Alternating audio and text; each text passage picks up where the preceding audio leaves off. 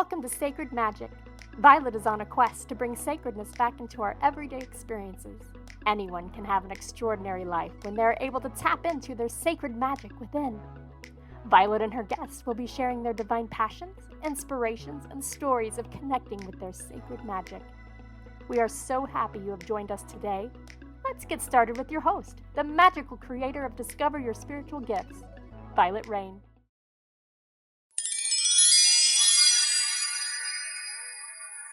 Hi, everyone. Welcome to Sacred Magic Podcast. I'm your host, Violet Rain.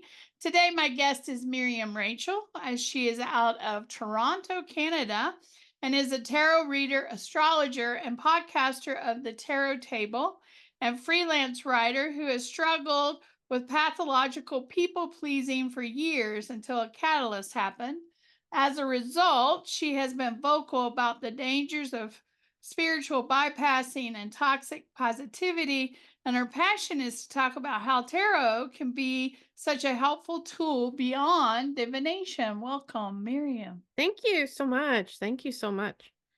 So I know you also like tarot as a divination, but how did you start doing this? Have you always been connected? Did you have an opportunity to be with a family that's connected? So just share with us a little bit what brought you down this path. Yeah, so actually it's interesting. Yeah, I've always had an interest in metaphysical stuff, right? And I remember when I was 16, I went to a psychic fair and I was just taken away. It's like, oh, this is really cool. I really like this. But I didn't really get into it at that time. I started getting into astrology and tarot after my daughter was born, which was over 22 years ago now. Yeah, I mean, I did have postpartum depression and all that, but once I was getting better with it and things were more even, I started falling into that, right? And it just evolved from there. Now, I'll just say that I did have to put things on hiatus for some time because of some extreme extreme issues happening. I'll just say that, which I probably will talk about later. But after that issue was resolved, I just started getting back into it, like as of 2018, and I've been going strong since. So I started getting into tarot for divination purposes, but then I started discovering that you could use tarot for so many other things, such as self-reflection and creativity stimulation. And it can be a really good psychological tool too, so which I am aware more and more therapists are using, right? So there's just so much you can do with tarot. There's really the sky's the limit as long as you're using it for good purposes, right? So there it is. So you talk a little bit about that spiritual bypassing and toxic positivity. Share a little bit about what you mean by that, because toxic positivity is kind of polar opposites. Yeah, so share a little bit about what I you understand. I understand. In fact, I just wrote up something on my Medium blog about that. So here's the thing. Yes, it sounds like an oxymoron, but in a nutshell, it's invalidating someone's struggles and emotions based on giving platitudes such as, oh, be positive, don't worry, be happy, you can get over it, others have it worse, kind of thing, right? It's pure invalidation by using positive platitudes. That's basically what it is, and it is one of the worst possible ways to invalidate someone's struggles, because the fact of the matter is you're going to experience all kinds of human emotions, whether they're positive or negative, if you want to call it that. What are you supposed to do? Become cheerful and positive after learning about something devastating or even disappointing? You're going to be upset, understandably so. And the last thing that you can deal with is somebody saying, get over it or be positive, because you're not going to be in the mood for that. You got to process those. Now, the problem is that if you feel you are going to not get the support you need when you're going through something, you stay silent because you're afraid you're going to be given toxic positivity. And it's a valid worry. And what happens is that you're not going to be able to process it. It's going to stay within and fester, and that leads to problems. So that's basically what that is. Oh, okay. I understand. So, what can we do besides that when we're sitting in turmoil or Mhm. disappointment or frustration or any of that? What are some of your recommendations to kind of move through those emotions so we don't get stuck there? Yeah. Right? Because Okay. that's the idea, is not to get stuck in that. Yeah. Be there to support them. Say, I understand you're going through a difficult time. I'm here if you need to talk. Let them talk. If they're able to process it, they won't stay there. I mean, that's the thing. They won't stay there. And you can lovingly also recommend therapy or counseling if they're really struggling, if they're not able to process it or get through it. So you have to just acknowledge that they're struggling and validate their feelings. And sometimes they're not going to be in the mood to be positive at all, and let that happen. You know what I mean? They'll get there at some point when they're ready. I mean, that's really why it's so important. And about spiritual bypassing, it's sort of the same thing where it's sort of similar to toxic positivity. So, but in a specific case, I'll say that spiritual bypassing is just stuffing down or not even acknowledging your inner turmoil, which is understandable after responding to something devastating or disappointing that happened, right? So you just say, okay, I'm just going to meditate this away, or okay, I'm just going to do yoga. I mean, that's spiritual bypassing, and that's just as bad too, because you have to deal with this emotion. Like, the thing is, what do you do when it comes to grief? Everyone's going to deal with grief in their own way, but the thing is that they have to work with it and get through it. And i- you're not going to be able to get over grief per se, but you do learn to compartmentalize it and move forward, right? So that's also why toxic positivity is so horrible, because if someone is grieving, understandably so, um th- they need support. I mean, that's just the way it is. And I also want to talk about something called disenfranchised grief, which is grief that has nothing to do with somebody like a loved one passing away. It has to do with grief over horrible life events such as divorce, infertility, dead dreams. I mean, I'll give you an example too. Right before the pandemic, or no, right after the pandemic started and lockdowns were happening, people were so upset that they couldn't travel. They were so upset that they had to cancel like weddings and any kind of huge event. And they're grieving, they're going to grieve over that. That's an example of disenfranchised grief. So, it's so easy to say, oh, get over it. You can always do these things in a year or two, but no, that's toxic positivity. Let someone grieve, let someone be upset about their dreams not panning out or whatever. Okay, so that's it. Yeah, sometimes circumstances are out of our control for Mm-hmm. sure. So, how can we use tarot for different ways besides just divination? Because Oh, I know you've written a book similar to help people understand that, but I would love for listeners to be able to see how we can use tarot in different ways. yeah, definitely. So the book is Overcoming Echoism with Tarot. So echoism is extreme people pleasing. And yes, I did struggle with it until a catalyst got me out of it. And that was the thing I was talking about, where I had to put everything on hiatus, right? But once I got out of it, I slowly went back into it. So anyway, the thing is that it's really using tarot for self-reflection, on learning about why you may struggle with people pleasing, learning about why you may struggle with setting boundaries. That's basically what it's about. But I also make it crystal clear that I'm not a therapist. I can't give any kind of medical information. And at the same time, I always make it clear that this book may not be for those that may be easily triggered.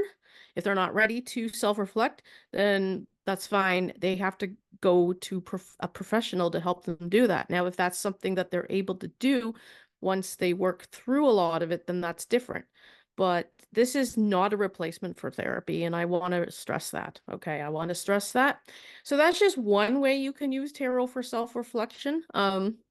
You can also examine like your mind, body, spirit, and all that. And you can also use it for creativity. And I have a program that I'm working on for that, like for bloggers, helping bloggers never deal with writer's block again, which they can use tarot to just become a wellspring of creativity and blog topics and etc. Right? So those are just the things, like some of the things that you can use tarot for that has nothing to do with divination. I would assume that the individual has to have some foundational knowledge of tarot to be Yes. able to do that, right? That it's Yes, intuitive, 100%. right? Yes, yes. Because Oh if you, yeah, I mean you can't just dive into tarot without knowing it. No, you have to learn about tarot. And the other thing I want to say about that is that yes, you do need to know the fundamental reason, like fundamental meanings for each card. And you can learn about numerology that's associated with that as well if you want. I mean, you will anyway once you learn about tarot. But here's the thing. Whenever a beginner learns tarot and gets a tarot deck, you really don't need to memorize the guidebook that comes with it. Yes, you need to know the meanings. You should do some, reading up on it, self-teaching. You can even take courses. There's so many courses on tarot. It's incredible, really. Um, do that. I'll do all that stuff. But once you know the fundamental reasons, you don't need to memorize anything else. This next step is for you to develop your own meanings that's relevant to each of the cards, right? You have to develop your own meanings by practicing with the tarot and doing daily pulls so you get to know it and all that.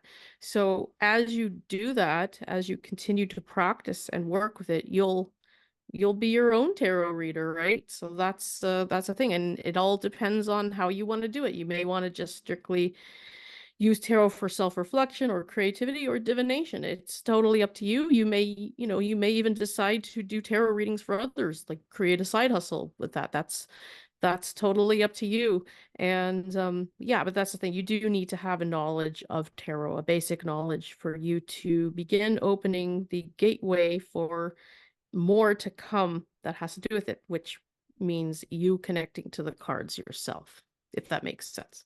yeah, you have to have a personal connection. I think it's about building a relationship with a deck Mhm. that you resonate with, that calls to you, because it really is just a tool to guide, to be a visual for you or the client as you tap into your own intuition. Because there are many divination tools, from pendulums to crystal balls to oracle cards to tarot decks to flower readings to ribbon readings. I mean, you can read from anything. It's just a tool, a visual tool for you to be able to utilize as you tap into your own inner knowing, your own information within that. So I'm very much aligned with you. You want to read the book only to find out what was the artist and author's interpretation for this deck, what was the real purpose beyond, the overall deck, because everybody has their own style, their own approach.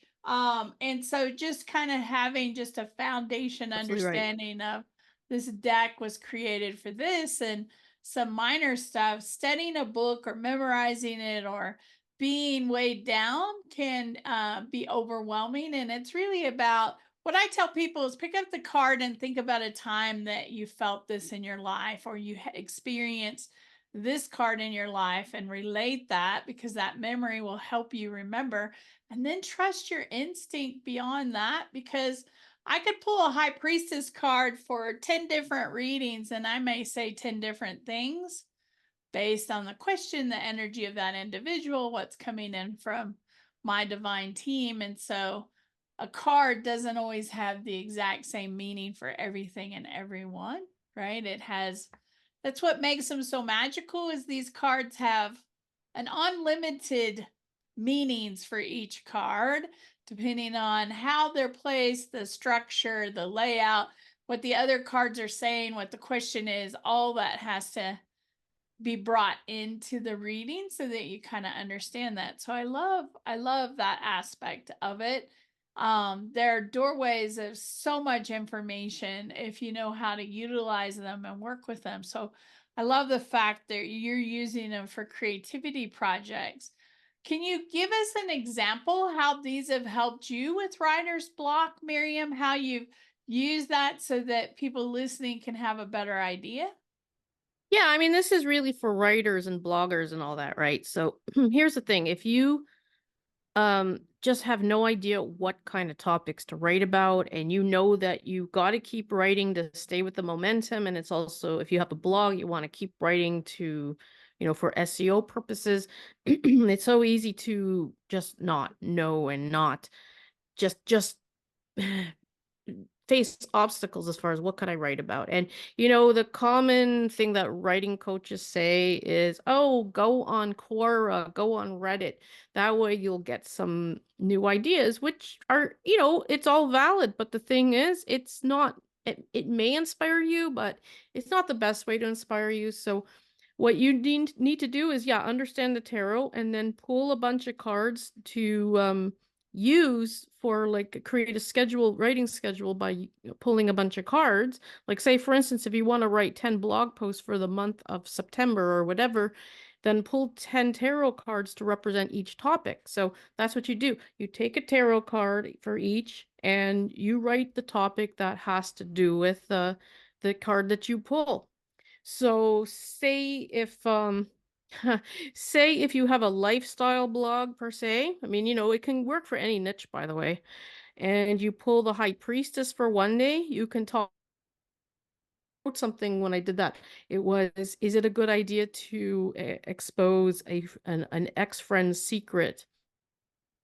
That's just an example. So that's all. But yeah, if you can create a schedule, a writing schedule, and take each card that aligns with that, like for each day that you plan to write, then you get inspired about what different topics you can write about that's aligns with your niche, and then you'll get a eureka moment, right? So I love that. I love that. yeah. What a creative way to use our tarot deck, right? To Hmm. bring in new topics and new things. I love that. So share Yeah. with the audience a little bit on some of the things that you offer that they could find if they visited your website. Yeah, so you can find my book on Amazon, Overcoming Echoism with Tarot. That's for one. And secondly, I do have a program coming out. I do have a Facebook group called the Creative Tarot Circle, which I'm going to be putting all kinds of stuff. I do have a course that's connected to that as well. I just haven't done too much with it because I'm still trying to figure out what to do. And you know what? It's just really a Mercury in retrograde thing, not that you can't do anything about. That's just the way it is, right? But in September, I have a bunch of ideas lined up, so I think I'm going to be good to go then. Um, so I also offer tarot readings and astrology readings. I'm also zeroing in more on past life astrology, so that I'm going to be talking more about in September. So that's on my site, miriamreadstarot.com. And you can reach me also on Instagram at Miriam Reads Tarot. If you are a medium writer, you can go to Msmir, MSMIR medium.com. And I'm also on Substack, miriamreadstarot.substack.com. So yeah, I'm pretty much reachable everywhere. I love that. I love that. So many different platforms so that you get the right clients, right? So That's right. very lovely. Miriam, Thank you. thank you for taking the time today to chat with us. I love your insight and what you could provide us about how to use the tarot. So thank you for joining us today. Well, thank you for having me. I appreciate that. Yeah, and for those listening, I hope you have a sacred, magical day. Please follow us on your favorite platforms, whether you're listening or watching. We'd love to hear your comments and we'd love to see you back on our podcast. So thank you so much and have a sacred, magical day.